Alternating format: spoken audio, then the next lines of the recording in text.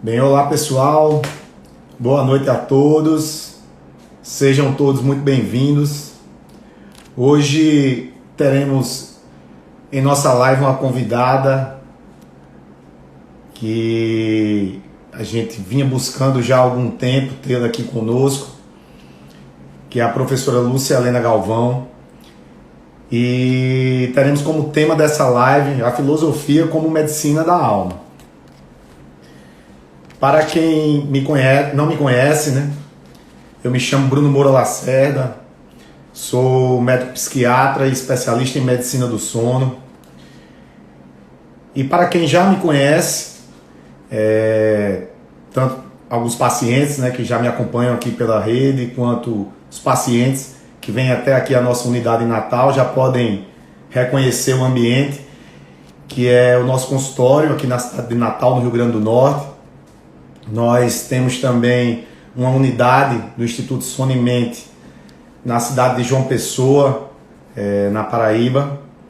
E em breve estaremos abrindo também uma unidade na cidade de Recife, no estado de Pernambuco. O trabalho que realizamos no Instituto é voltado para o diagnóstico e tratamento de doenças mentais e de patologias relacionadas ao sono. E para isto, nós contamos com um grupo de especialistas, tanto psicólogos quanto psiquiatras, que atuam nesta área. Entretanto, nas redes sociais, nós temos realizado um trabalho de prevenção e promoção à saúde, objetivando conter a deflagração de doenças. Neste sentido, nós temos abordado a importância de uma alimentação saudável, né, seguindo os ensinamentos do pai da medicina, né, próprio Hipócrates, que antes de Cristo já dizia que seu alimento seja o seu remédio e que seu remédio seja o seu alimento. Enfatizamos também a importância da prática esportiva. Os estudos demonstram, né, os estudos científicos demonstram que uma prática esportiva aeróbica, 1 hora por dia, é capaz de, em curto espaço de tempo, reduzir o estresse, diminuir a ansiedade. E a longo prazo, pode inclusive melhorar o nosso estado de humor. Enfatizamos também a preservação da qualidade de nosso sono, que é um estado fisiológico tão importante quanto a necessidade que nós temos de nos alimentar. Além disso, discutimos sobre outras áreas impulsionadoras de saúde, como a importância da meditação, da yoga e do desenvolvimento de nossa espiritualidade. E como sabemos do poder e da força dos nossos pensamentos, onde estes são capazes de alterar a nossa bioquímica cerebral, iremos a partir de agora iniciar a nossa entrevista com a filósofa, escritora e palestrante, a professora Lúcia Helena Galvão. Ela, inclusive, já está aqui presente na live.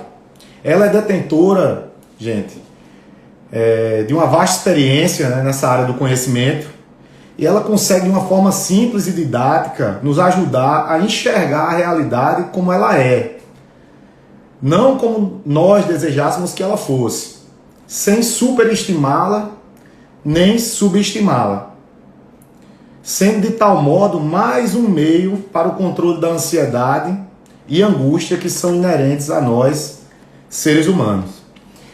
Então, a partir de agora, gente, eu vou trazê-la para participar aqui da nossa live. Quis fazer essa breve introdução e vamos dar início agora.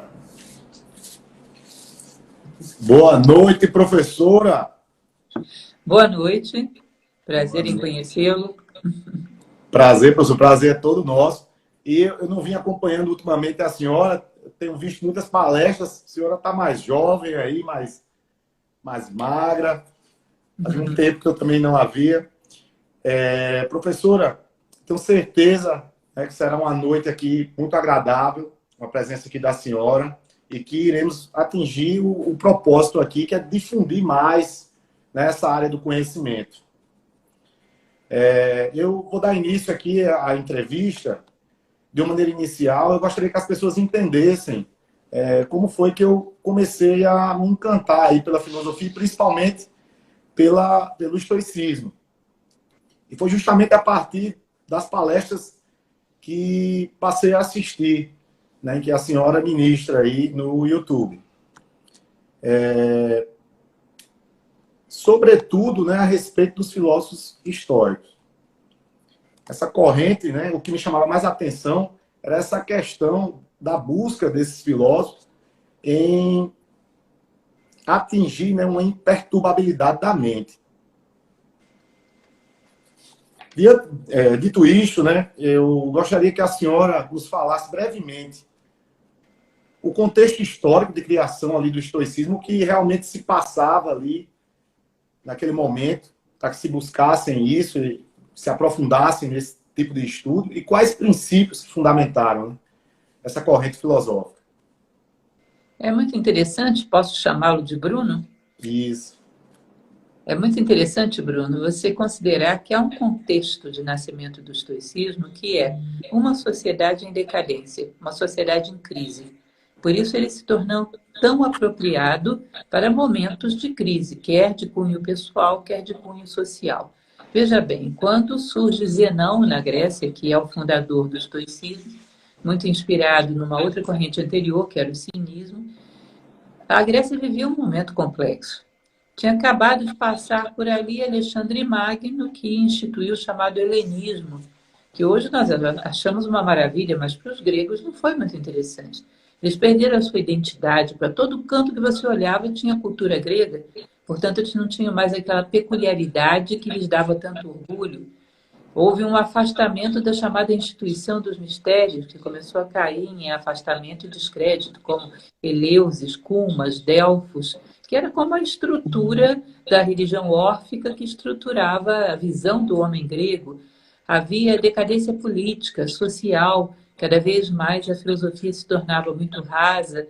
Enfim, no meio desse contexto de decadência, houve uma divisão entre aqueles que se inspiravam nas ideias dos filósofos que os precederam, sobretudo Platão e Sócrates, que as ideias de Sócrates sobrevivem através de Platão e Xenofonte apenas, e aqueles que se inspiravam mais na vida desses dois homens, que tinha sido impecável.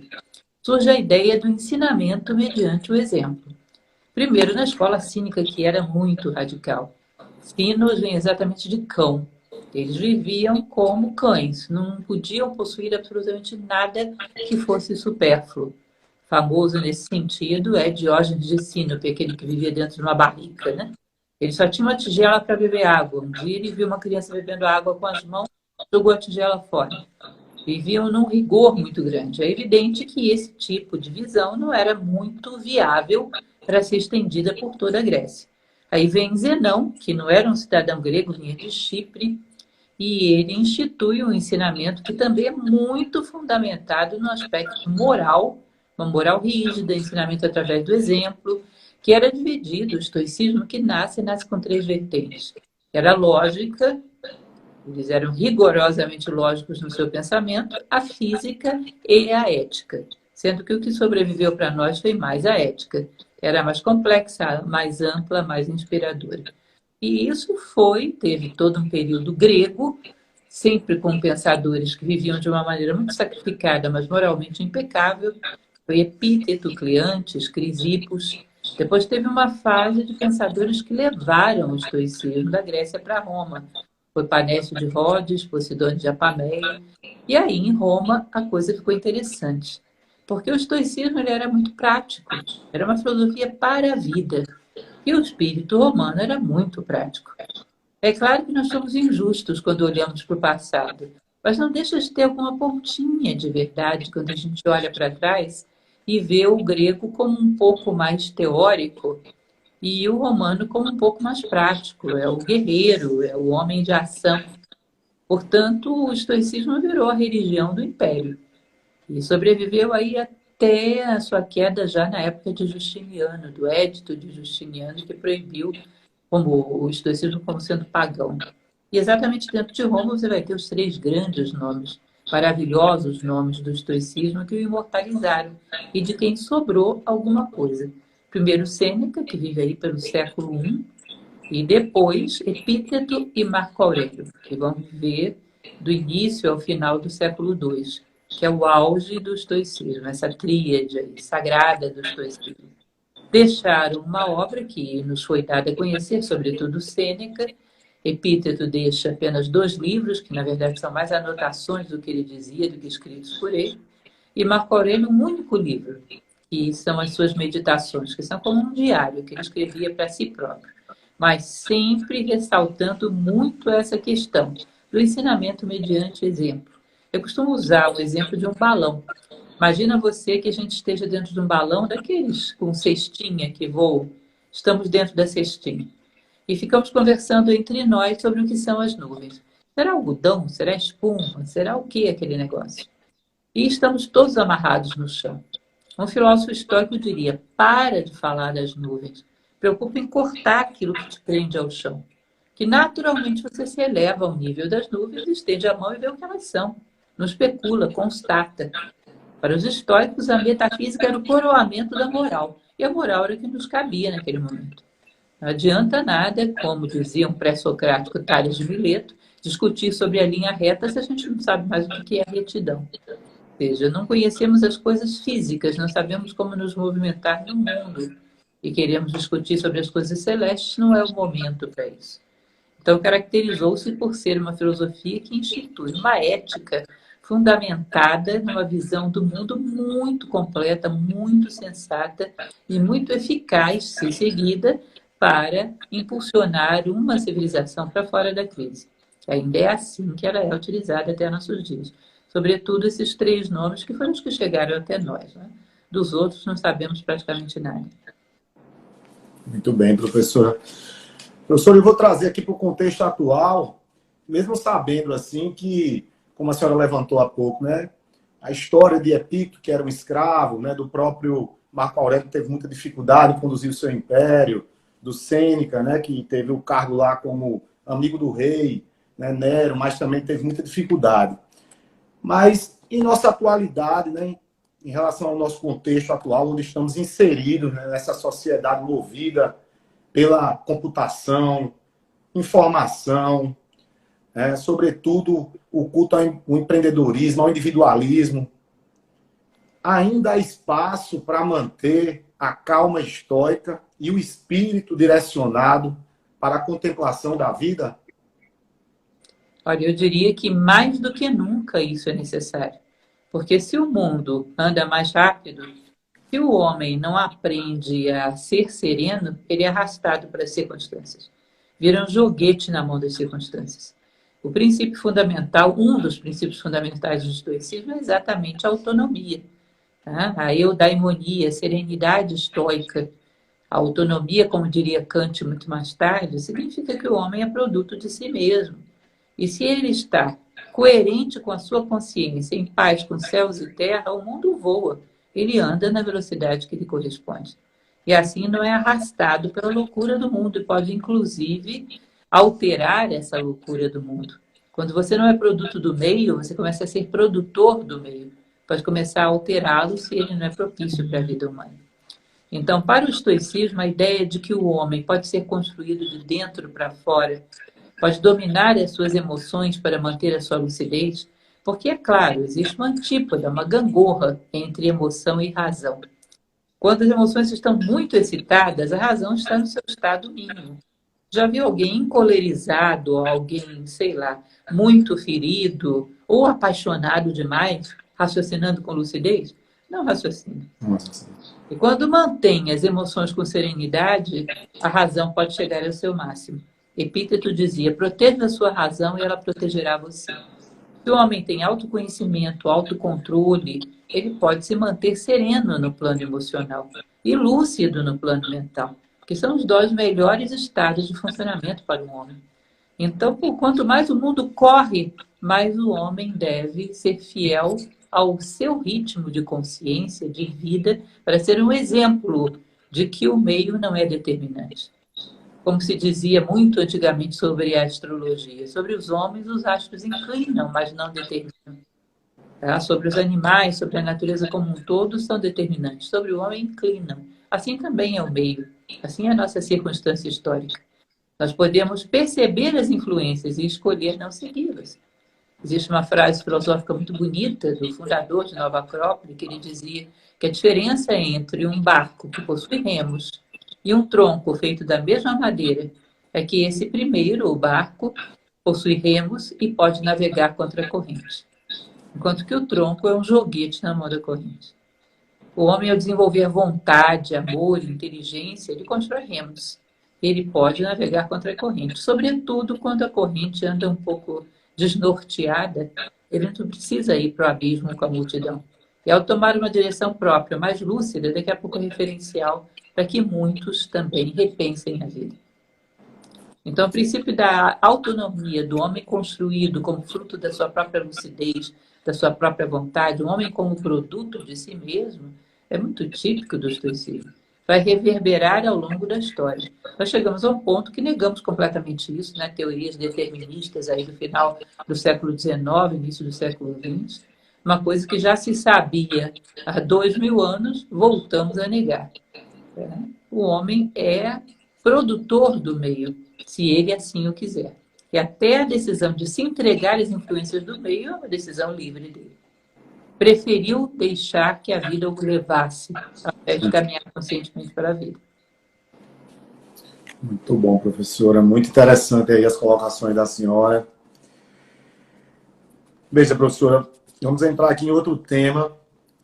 Um ponto curioso da natureza humana é a incompletude, né? O problema da falta.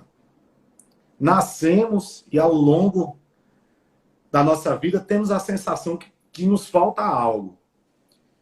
Em contrapartida, estamos inseridos em uma sociedade vista como fonte inesgotável geradora de desejos.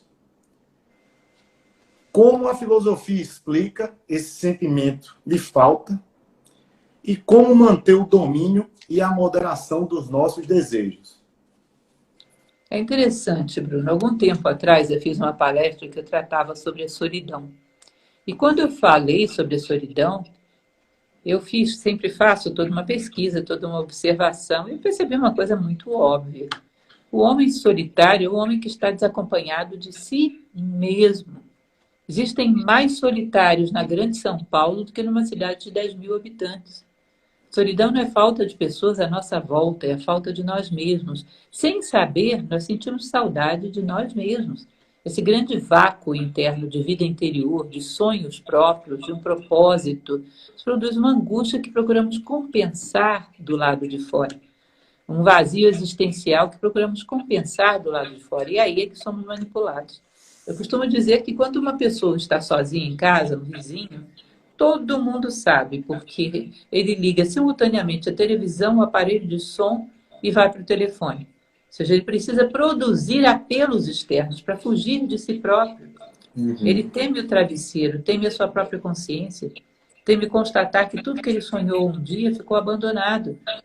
E a sua vida interior virou um cemitério de sonhos abandonados precocemente e mortos de inanição.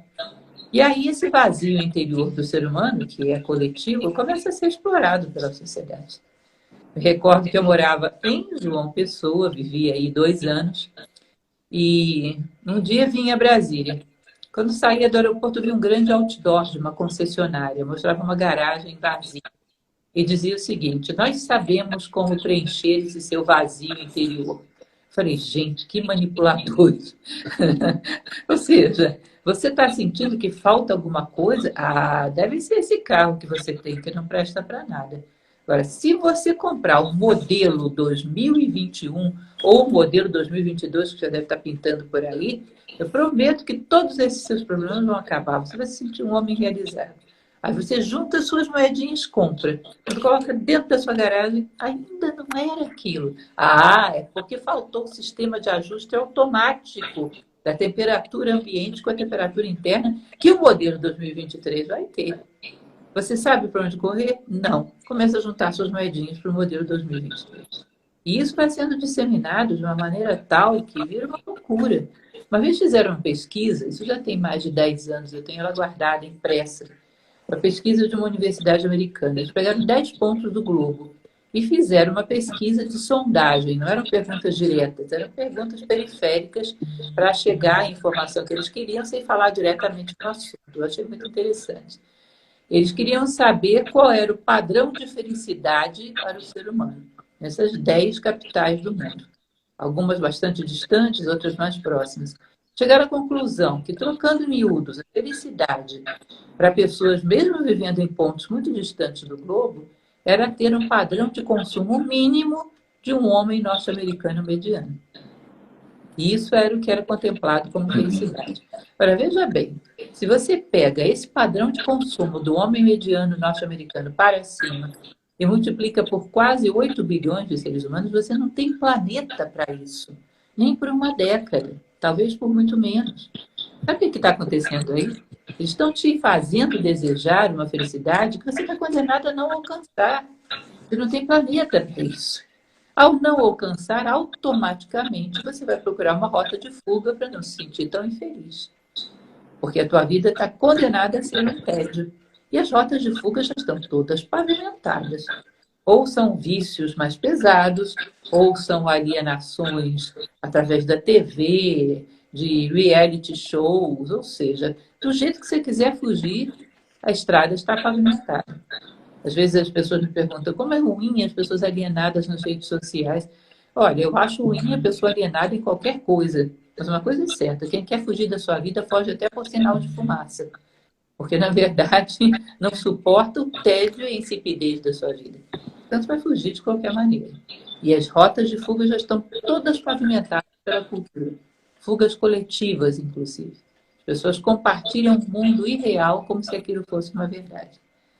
Então, os problemas de solidão, de fuga de si mesmo, são explorados, é claro, são explorados pela sociedade. O homem é um processo de feedback, onde o homem vive essa angústia existencial, dá sinais dela, ela é explorada de uma forma que ela é reforçada, e você fica preso nesse ciclo vicioso. Quando chega um determinado momento que você já experimentou tudo, lá surge uma novidade no horizonte. Isso você não experimentou ainda. E você não tem alternativa, foge para isso. Se chegasse um momento de esgotamento, onde eu já experimentei tudo e nada me faz feliz, pode ser que você superasse. Pode ser que corresse para dentro. Mas não chega. Existe um ciclo vicioso de novidades. Uma vez um aluno, isso foi muito engraçado, Bruno. Eu tive um aluno que tinha perto de 80 anos, fazendo filosofia, uma pessoa maravilhosa. Ele me falou, olha, você não acredita o que aconteceu. Passei pela rua agora e vi uma adolescente vestida igualzinha à roupa da minha primeira namorada no nosso primeiro encontro. Com uma saia toda plissadinha, um meião que ia até o joelho, uma boina. Eu falei, viveu demais, está vendo a mesma cena 2 vezes. O carrossel da moda, às vezes esgota a criatividade e se repete. Você vive demais, você está arriscado a ver a mesma coisa 2 vezes. Ou seja, sempre existe a novidade para dar a impressão de que você está entediado porque ainda não viu tudo. E evitar o esgotamento, que seria uma redenção. Quando a pessoa joga a toalha e diz, chega, não está aí o que eu quero. É um momento glorioso, é um momento de despertar. Embora as pessoas fujam dele como se fosse uma doença, como se fosse uma praga. Muito bom, professora, sabe as palavras. Maravilha. Vamos dar continuidade aqui, então. Então, ó, em meio às pressões sociais, a competitividade acirrada e a velocidade da informação, as pessoas parecem mais frustradas, não é? E menos felizes. Parece até que a felicidade está onde a pomos e não a pomos onde nós estamos.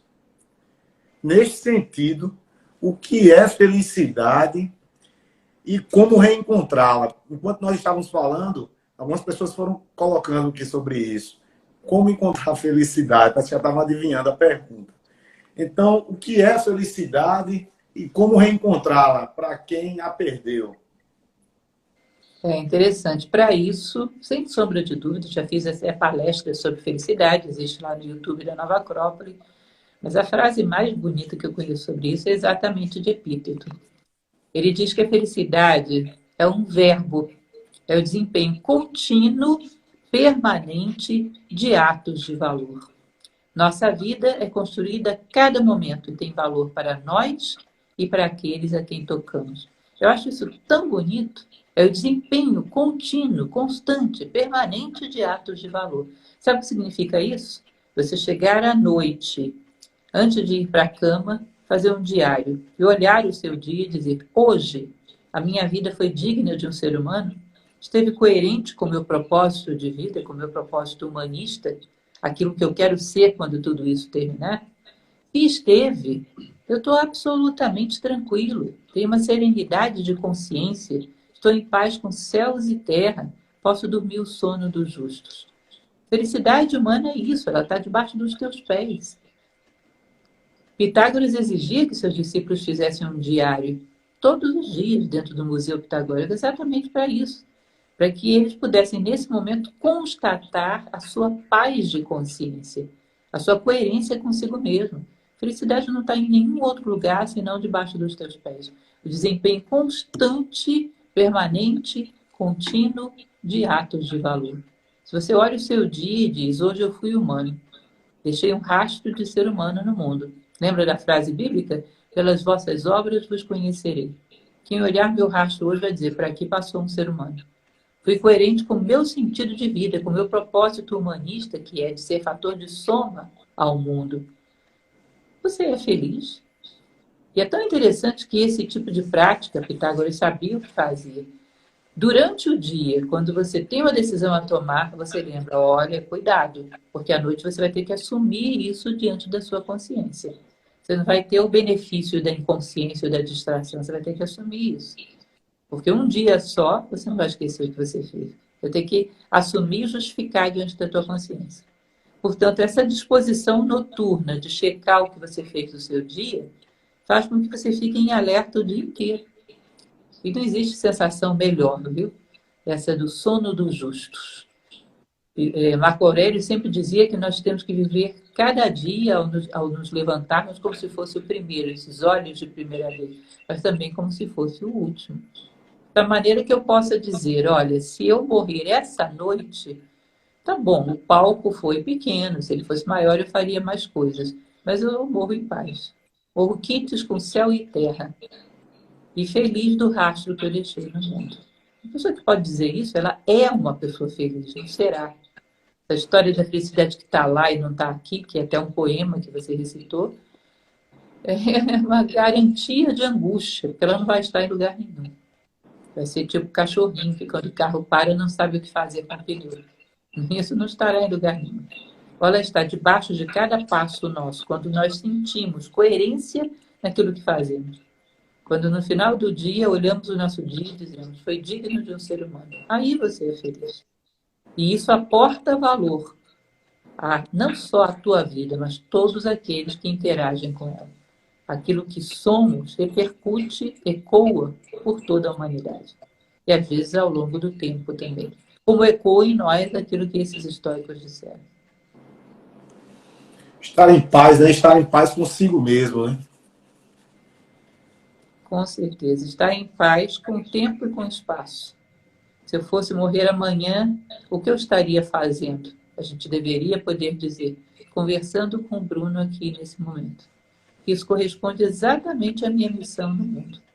Catar aquilo que eu tenho de melhor, relembrar e oferecer.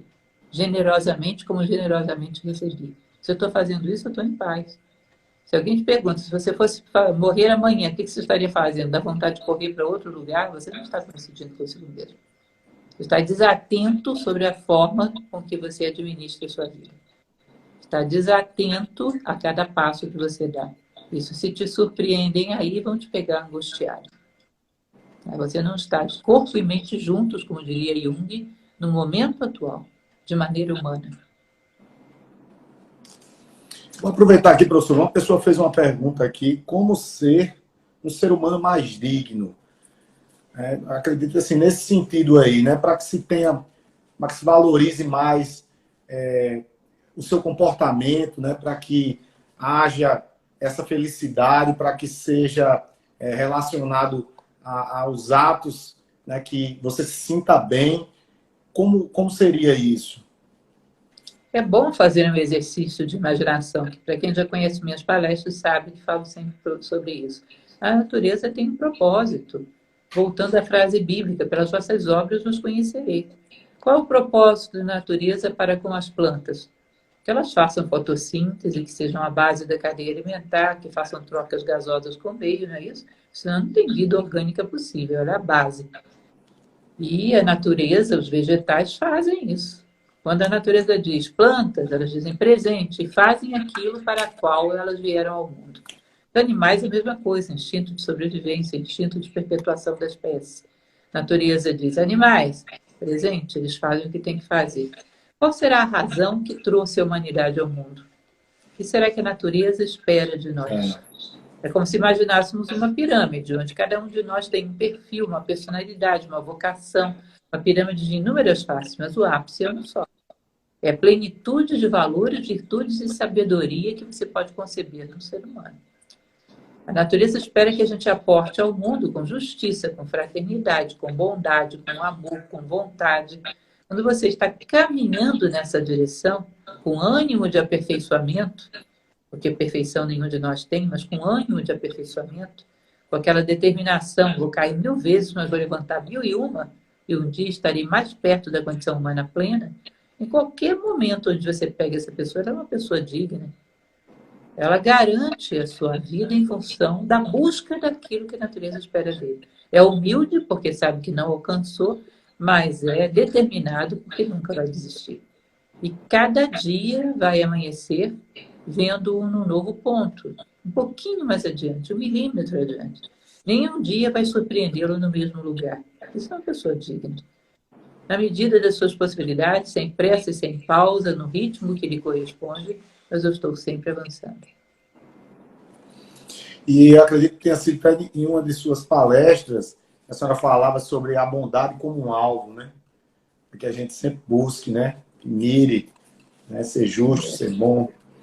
E aí eu vou trazer um outro ponto aqui que dá para a gente juntar, né, essas questões que falamos há pouco, inclusive fazendo menção aqui a Marco Aurélio em relação às dificuldades nas relações humanas.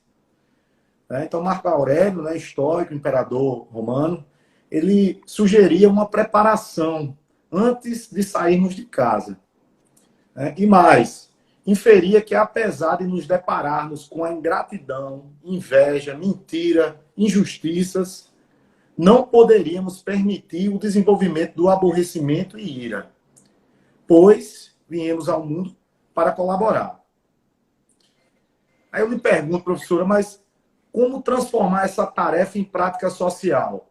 Porque nós sabemos que não é fácil. Não é? E aí, como fazer esse exercício? O próprio Marco Aurélio, nas suas maravilhosas meditações, ele dá uma resposta a isso. Tem uma frase dele que eu denomino como o princípio da teoria da responsabilidade, que é: nada acontece ao homem que não seja próprio do homem. Então, imagine uma coisa básica. Nós viemos ao mundo para crescermos, sairmos um pouco da ignorância e chegarmos mais perto da sabedoria. Isso é um truísmo, não tem o que discutir, é uma base, um pensamento de base. Entramos no mundo para sair um pouquinho da ignorância, chegar mais perto da sabedoria. Sairmos mais humanos do que entramos. Isso seria uma premissa básica da condição humana. E você vem ao mundo, traduzindo com as minhas palavras, como se fosse com um cartão cifrado, magnético, que atrai para você todas as dificuldades que vão aparar as arestas que você tem para crescer como ser humano. Então, se eu sou uma pessoa impaciente, eu venho com um cartão magnético que atrai para mim coisas que vão tensionar a minha paciência, para que eu aprenda a desenvolvê-la. Se eu sou uma pessoa, preguiçosa, vão vir coisas, meu cartão magnético tem um imã que atrai para mim coisas que me colocam em movimento. Então, você vem para o mundo com uma necessidade de crescer, e a lei da necessidade que emana do teu poder pessoal vai atrair para a tua vida aquilo que você precisa viver para se tornar melhor. Essa pessoa, por exemplo, não é chata para te contrariar. Ela é chata porque é o melhor que ela logrou ser ao longo da sua vida. Ninguém mais sofre com isso, mais do que ela mesma. Ela é chata por limitação dela, mas ela entrou na sua vida porque você chamou. entende? Se não fosse ela, seria outra. Mas você teria que passar por aí, para parar aquela aresta pontiaguda que você tem. Se não fosse essa situação, essa circunstância, seria outra. Porque essas circunstâncias estão soltas aí pelo universo. Mas a tua necessidade de experiência atrai elas para a sua vida. Isso é muito interessante. Existe um sábio que é posterior, quer dizer, no meio do caminho entre o estoicismo grego e o estoicismo romano, que era Polônio de Tiana, onde ele falava muito sobre isso. E um dia um discípulo dele, chamado Damis, falou: mas, mestre, o senhor diz que não acontece nada com o homem que não lhe corresponda. E se um dia um homem está passando por um local e um arqueiro, por detrás de uma floresta, sem que ele possa ver, dispara uma flecha nele? Como é que ele poderia evitar isso? E Apolônio dizia: olha, por alguma razão que nos é desconhecida, nesse dia esse homem não passaria por aí. Porque as coisas são atraídas pela nossa necessidade de experiência. Nada nem ninguém tem problemas para nos contrariar. Isso era uma das coisas que Marco Aurélio dizia: cuidado por tornar as coisas pessoais. Fulano é um desgraçado, um infeliz, fez isso comigo. Se não fosse fulano, seria ciclano, seria Beltrano. Você precisaria passar por aí para se tornar melhor. Porque se não precisasse, nesse dia você não estaria aí. Ou teria saído desse emprego e ido para outro lugar. Uma vez um aluno me falou isso, eu achei muito engraçado. Ah, professor, eu trabalho numa sala com 10 chatos. Que coisa, como é que eu faço para conviver aí? Eu dizia: olha, você está precisando conviver com chatos. Você fez concurso público para chatos, esses foram aprovados, eles vieram porque você chamou. Eles são chatos, coitados, porque é o que eles podem ser, mas eles vieram porque você chamou. Dá uma olhada. Talvez seja porque você precisa ser mais paciente, mais tolerante, ou talvez seja porque o chato realmente é você. E está projetando isso em todo mundo. Uma vez que você esclarece o que a vida está querendo te dizer com aquilo, às vezes supera o problema. Como a criança, que quando aprende o que o professor está querendo ensinar, supera aquela série e vai para frente. A vida é pedagógica. Então, um dos elementos que eu acho mais interessante é exatamente essa questão da responsabilidade. E uma outra coisa que é o amor fati, né? Amor fatum, o fado, a vida como ela é. Considerando que se eu pudesse escolher, não teria condições de construir uma vida mais apropriada para o meu crescimento do que essa. Porque a vida não é caos, é cosmos. Nada acontece ao homem que não seja próprio do homem. Portanto, os fatos, do jeito que são, por muito que sejam desagradáveis, são um caminho de menor resistência para o meu crescimento. E eu amo a vida do jeito que ela é. É algo que Nietzsche vai retomar bem para frente e é um ensinamento maravilhoso esse do amor fati.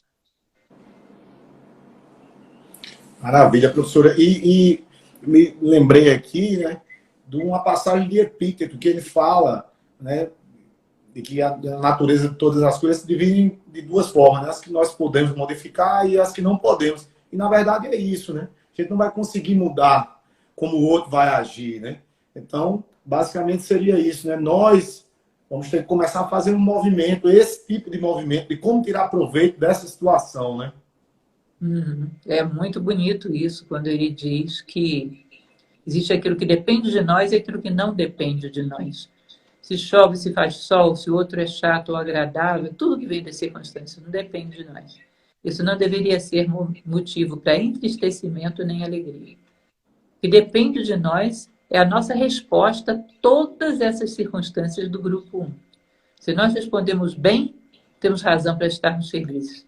Se respondemos mal, temos razão para estarmos tristes. Inclusive, o conceito de escravidão de Epíteto é isso, né? Escravo é aquele que luta contra as coisas que não dependem dele e naquilo que depende dele não faz nada. Isso é o verdadeiro conceito de escravidão. Muito bom. E só assim, né, para se buscar, pensando dessa forma também, essa serenidade, né, da alma, serenidade da mente. Bem, professora, então, sobre o sentido de nossa existência, sabemos que em certos momentos a vida parece perder o sentido para algumas pessoas e principalmente para as que são acometidas por doenças mentais mais graves, né? Eu, como psiquiatra, recebo, né, pessoas que estão adoecidas, né? o escritor Ferreira Goulart, ele dizia, né, que, abre aspas, né, o sentido da vida é recriado a cada momento.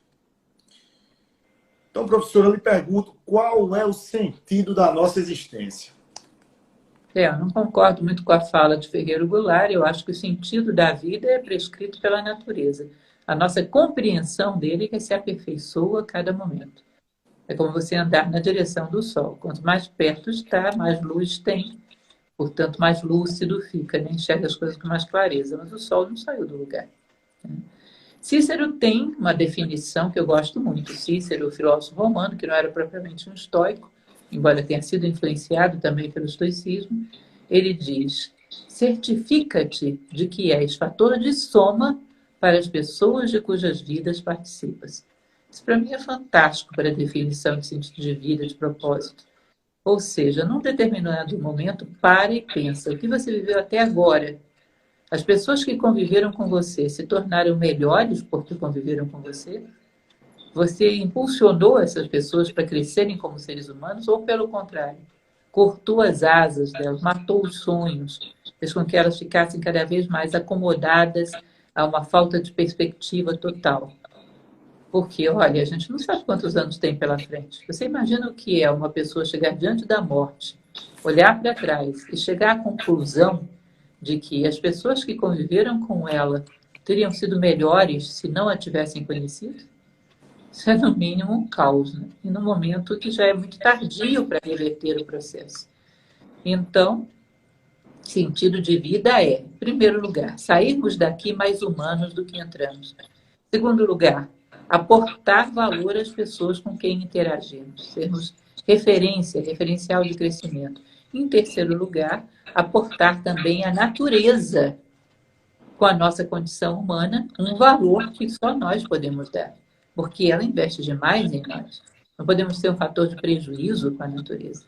Essa semana me mandaram um vídeo ecológico que eu achei muito interessante, mostrando aqueles rios aéreos que se formam sobre a Amazônia e mostrando o quanto de água uma árvore amazônica é capaz de lançar nesses rios aéreos por dia. Ou seja, uma interação perfeita entre esse sistema, esse bioma e as necessidades da natureza. Ou seja, uma árvore contribui diariamente para a natureza de uma maneira muito significativa. E o homem? Já parou para imaginar o quanto a natureza gasta para nos manter vivos um dia? De alimento, de ar, de água, de terra, até de fogo, de calor, não é isso?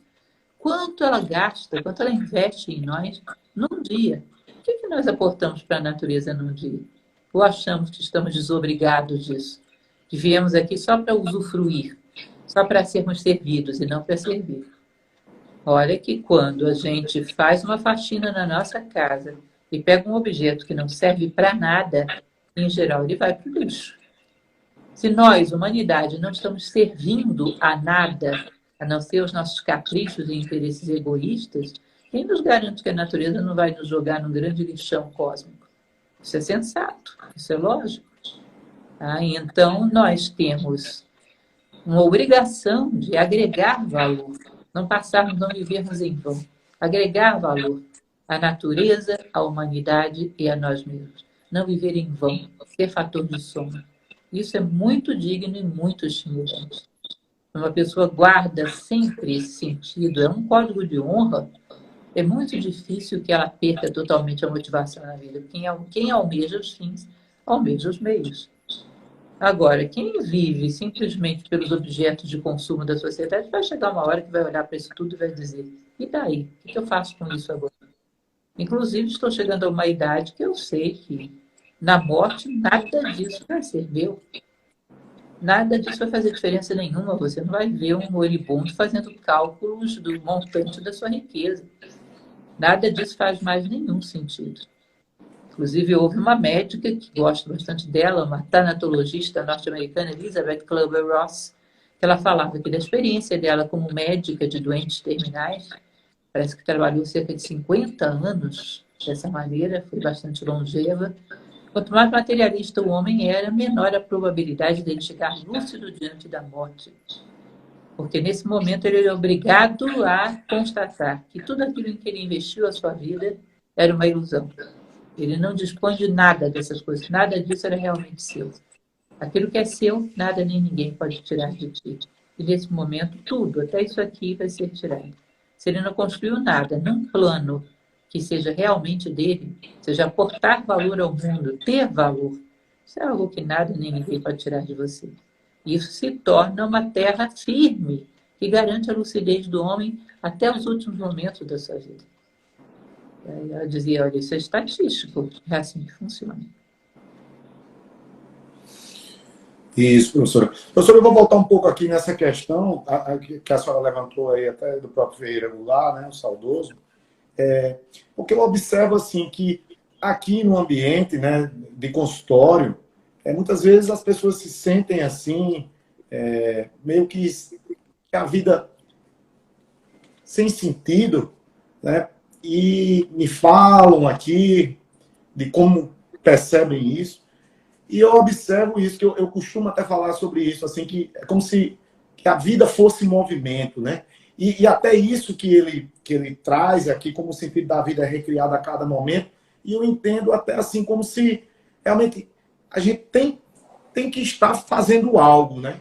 O ser humano, o sentido da vida está no fazer, né? Quando se fica no ócio também, parece que nós somos tomados também por pensamentos ruins, né? E eu acredito isso. E eu falo tanto disso, assim, no sentido de vida ser movimento, tanto físico, né?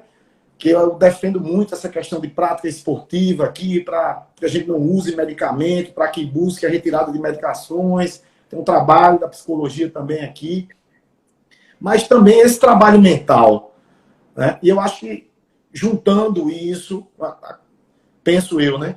E esses ensinamentos aí que a senhora tem passado, talvez seja, né, uma união bem saudável. Eu concordo, mas eu acho que o movimento é necessário, mas ele tem que ser direcionado. Uma das causas de depressão e angústia que eu vejo é a pessoa estar o tempo todo se movimentando em círculos. Aqueles executivos altamente estressados chegam a um determinado momento, olham e dizem, o que foi que eu fiz? Ou seja, tanto o movimento mental quanto corporal tem que ser alinhado com um objetivo, um sentido de vida, como falamos o tempo todo até agora, né? Até a ISO 9000 sabe disso, porque fala de ação local com visão global. Quando eu ensino a administração do tempo, a primeira coisa que eu falo é para a pessoa fazer um planejamento da sua vida como um todo, lá no finalzinho. O que ela quer ser aí como ser humano, em todos os setores da sua vida. No profissional, material, no social, familiar, no cultural, intelectual, no psicológico, espiritual. O que ela quer ser aí? Porque aí ela vai colocando os subciclos da sua vida alinhados com isso.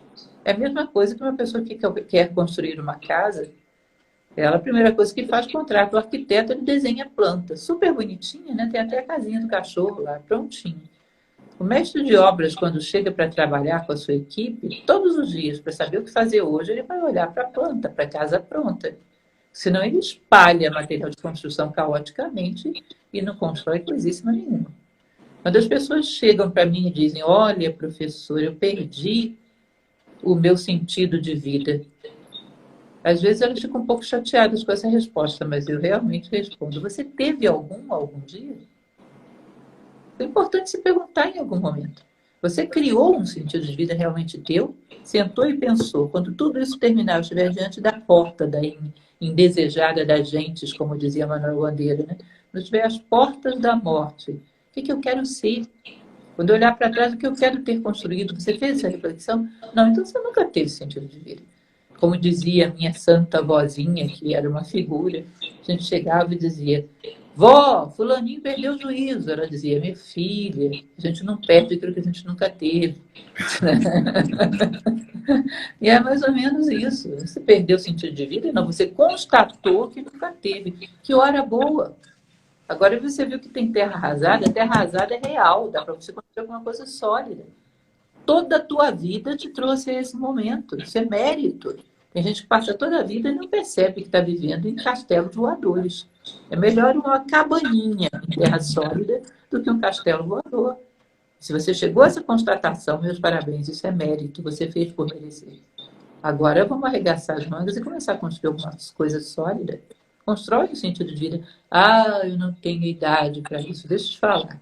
Uma pessoa com 80 anos consciente faz mais em 5 anos do que um jovem de 20 faria em 50 ou 60. E o tempo é uma grandeza muito elástica. Tempos conscientes, ou seja, horas com 60 minutos, dias com 24 horas, anos com 365 dias, você vira o mundo ao avesso, às vezes com meses. Nós não sabemos o que é o tempo. Temos uma visão muito estática do tempo. O tempo é infinitamente desdobrável, dependendo do nível de consciência, vontade, amor, intencionalidade que você coloca dentro dele. Ou seja, o tempo que a gente tiver, se a gente despertou agora, é suficiente. Tudo que a gente fez foi para nos trazer até esse ponto. Portanto, esse é um momento glorioso e não um momento para tristeza. Não tem um sentido de vida. Que beleza que você descobriu, meu caro. Inclusive porque se você não descobrisse sozinho, não seria capaz de te obrigar a chegar a esse ponto.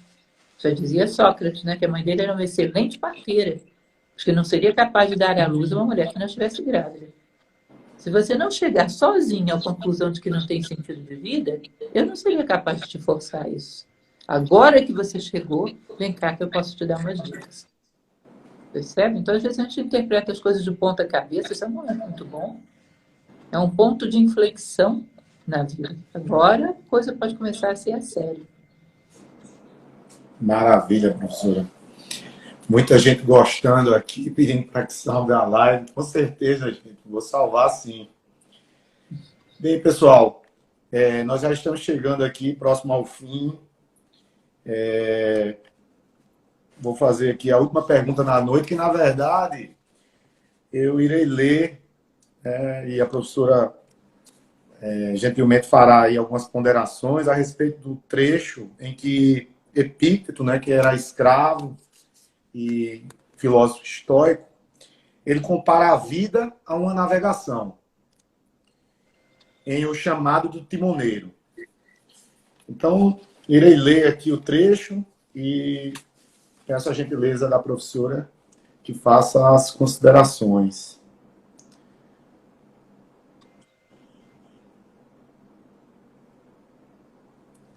Bem, então, O Chamado do Timoneiro.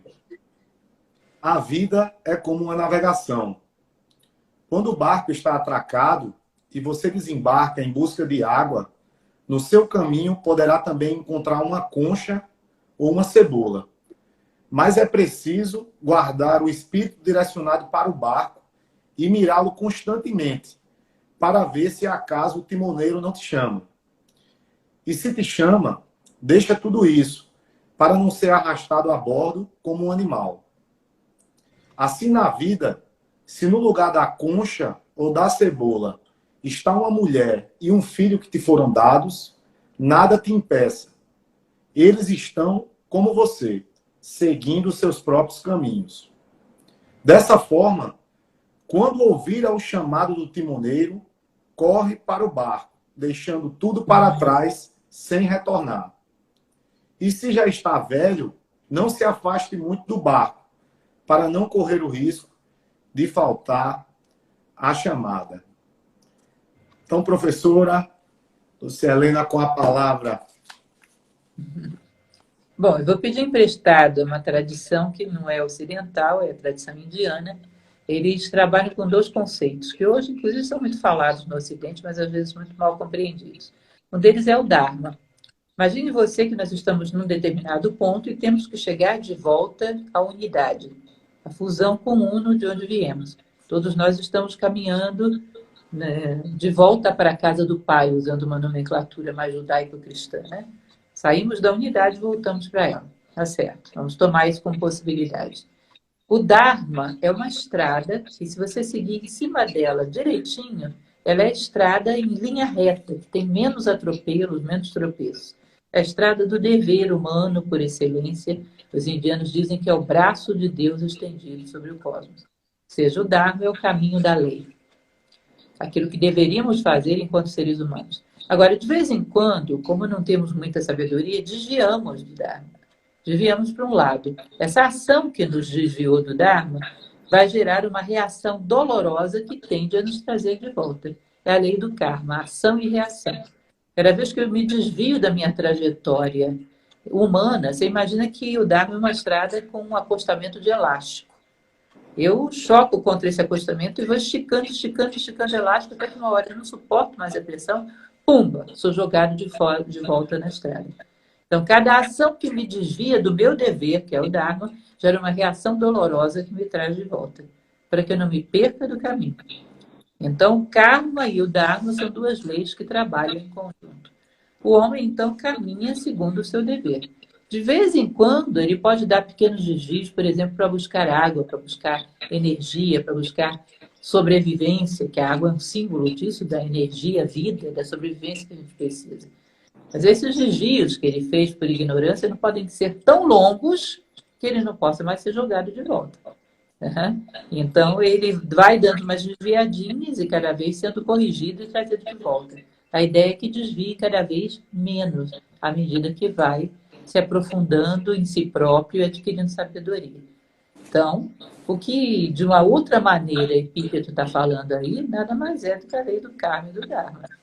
Eu vou lá, porque não encontro tudo que eu necessito no dever, ainda sou muito ignorante, mas não me afasto muito, porque senão eu vou ser trazido de qualquer maneira, porque normalmente os efeitos são dolorosos. Você é arrastado feito um bicho, por uma misericórdia da natureza, que quer que eu não perca o caminho. Então, a ideia é que a gente vai ficando mais maduro e vai desviando cada vez menos do caminho do seu dever. Você diz, mas é muito cruel. Você vai deixar no caminho a cebola, a concha, os seus familiares. Não, você não vai deixar nada. A gente falou ainda há pouco que nada que é realmente teu pode ser tirado de ti. Esses seres, eles contracenam contigo na vida. Porém, a melhor coisa que você pode fazer por eles é crescer como ser humano. Ou seja, caminhar no Dharma. O que você acha que você pode fazer de melhor para um filho? Muitas vezes eu converso isso com os meus alunos que acham, por exemplo, que estudar filosofia uma vez por semana na Nova Acrópole rouba tempo dos seus filhos. Eu falei, você acha que o seu filho prefere que você fique sentado do lado dele, diante da televisão, todos os dias da vida dele, ou que você cresça como ser humano para ter alguma coisa para ensinar para ele? O que o beneficiaria mais? A melhor coisa, reitero, que você pode fazer por aqueles que ama é crescer como seres humanos. Só assim você pode garantir alguma coisa para eles, inclusive que o seu amor perdurará além de todas as dificuldades. Entende? E para fazer isso, você tem que permanecer fiel ao seu Dharma. Tem um filósofo indiano do século passado, Nilakanta Sirihan, que tem uma frase linda que ele fala sobre isso. Eu caminho em direção ao meu dever. Se sopra uma brisa suave, eu me delicio com a brisa suave. Se faz um sol causticante, eu sofro com o sol causticante. Mas nenhum nem outro me tiram do caminho do meu dever. O problema do ser humano é quando faz uma brisa suave, ele abandona o seu dever e sai correndo atrás dos seus desejos. Ou quando faz um sol causticante, ele abandona o seu dever e sai correndo, fugindo dos seus medos. Ou seja, ele fica que nem foquinha de circo, chicotada ou sardinha, sendo movimentado por medo e desejo, dor ou prazer, e nunca por dever. O homem que sabe que ser humano é um ato de misericórdia e amor maior do que qualquer outro que alguém possa fazer pelos seus filhos, pelo seu esposo ou esposa, pela humanidade, ele entende que não desviar do Dharma é estar mais próximo do coração da sua família, de todas as coisas. Não há concha, não há cebola que valha a nossa identidade, o nosso propósito, o nosso caminho. Muito parecido com algo que Immanuel Kant diria, séculos depois, né, que é o imperativo categórico. Age de tal forma que a máxima da tua ação possa ser elevada à lei universal. Imagina o seguinte, que eu te peço um livro emprestado, Bruno. E quando você vai pegar o livro para me emprestar, eu penso, eu preciso muito mais desse livro do que o Bruno. Eu vou fazer de conta que eu esqueci, vou enrolando ele e vou ficar com esse livro para mim. Agora pega essa cena e eleva isso à lei universal. Todo mundo que pede algo emprestado pode ter a intenção de não devolver. Esse ato que eu estou fazendo agora, elevado à lei universal, beneficia ou prejudica a humanidade? Você percebe que seria uma tristeza porque ninguém emprestaria mais nada para ninguém? seja, seria um prejuízo, portanto, ele não é um bom ato. Ele utilizava isso para medir a moral de um ato. Ah, eu estou fazendo isso, mas é só agora, porque daqui a pouco estou fazendo um gato na eletricidade do vizinho, mas é só agora quando a necessidade não é o disfarce. Transforma em lei universal. Todos têm direito de tirar proveito uns dos outros, ilegalmente, de maneira ilegal, imoral. Imagina que mundo seria esse? Um mundo parecido com esse que a gente está se aproximando dele. Ou seja, isso não dá para eleger a lei universal. Isso só causaria prejuízo. Uma boa forma de você checar se a sua ação é ética ou não. Ou seja, você tem um dharma. É aquilo que eu faço, eu submeto à universalidade e, ó, deu. Se todo mundo parasse no meio do caminho para atender uma pessoa que se machucou, está precisando de ajuda, seria maravilhoso, a humanidade seria muito mais solidária. Então, legal. Aprovado moralmente, isso é Dharma. Ou seja, as nossas exceçõezinhas que a gente faz só hoje, só esse livro, só esse vizinho, só esse não sei o quê, são lei do karma.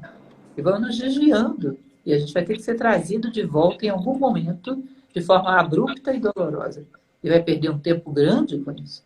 Podemos ir tão longe que quando formos jogados de volta já não tem mais vida pela frente para caminhar mais nada. Professora, eu tenho que admitir que eu já li várias vezes esse trecho e, assim, adorei, né, a colocação que a senhora acabou de fazer, mas o meu entendimento, claro, leigamente, né, vou expor aqui até a minha ignorância nesse sentido, o que eu achava era que o chamado do timoneiro era como se fosse assim, para que a gente não perdesse de nossa mente a morte. Né? Nós estaríamos navegando, nós encontraríamos essa concha, tomaríamos essa água, constituiríamos nossa família, mas teríamos que ter em mente que temos que aproveitar a nossa passagem, mas que a morte pode chegar a qualquer momento. Né? E aí eu até esperava que fosse algo nesse sentido, sabe? E foi interessante que a senhora trouxe aí algo que realmente eu não esperava, né? Mas claro, também diante de alguém que não estuda, né, a área, né? Não tem o mínimo de conhecimento na área da filosofia. Não, essa é assim mesmo, a gente vai tentando, tateando, até chegar a uma compreensão melhor. O timoneiro te chama para uma viagem, que é a sua vida. Lembra muito aquela frase de Fernando Pessoa: navegar é preciso, viver não é preciso. Não é preciso no sentido de que não tem precisão, né? Você não sabe o que vai se interpor no meio do teu caminho. O primeiro preciso é necessário, o segundo preciso é de precisão. Ele faz um jogo de palavras perfeito. Mas o fato é que navegar é preciso. Nós não viemos aqui para ficar parados no porto, viemos para chegar a algum lugar. O local que nos espera, que a natureza construiu para nós. Maravilha, professora. Então, professora, o meu muito obrigado. Eu acho que o intuito, o meu intuito aqui foi atingido, né, que era fazer com que aqui, né, no meu Instagram, tenho muitos amigos, muitos pacientes, muitas pessoas que acompanham esse trabalho, né, que realizo. E esse era o meu propósito, de trazer mais uma área aí do conhecimento, né, para que as pessoas comecem a ler, né, a tentar se entender mais, para que a gente evite, né, o desenvolvimento, a deflagração de doenças. Então, meu muito obrigado. Se a senhora quiser fazer alguma consideração final. Eu agradeço muito pela oportunidade, agradeço ao público que esteve conosco, e não posso deixar de parabenizar o pessoal de João Pessoa, que está fazendo aniversário hoje, né? A cidade. Isso. Gosto muito do Nordeste como um todo, mas morei em João Pessoa e tenho um carinho muito especial por essa cidade. Vai viver sempre no meu coração. Quem sabe um dia eu volto para aí. Então, grande carinho para vocês todos. Amo o Nordeste, amo os nordestinos. E é uma satisfação estar com vocês, sempre. É um povo muito cálido e muito propenso para a filosofia. Meu tempo de João Pessoa foi surpreendente. Nunca tive uma escola que crescesse tão rápido. As pessoas gostam da reflexão, gostam da filosofia. Isso é uma coisa que eu guardo com muito carinho. Foi muito bem recebida pelos nordestinos, em particular pelos paraibanos de João Pessoa. Um grande abraço para todos vocês e obrigada. Obrigado, professora. Boa noite. Tchau a todos. Boa noite, gente.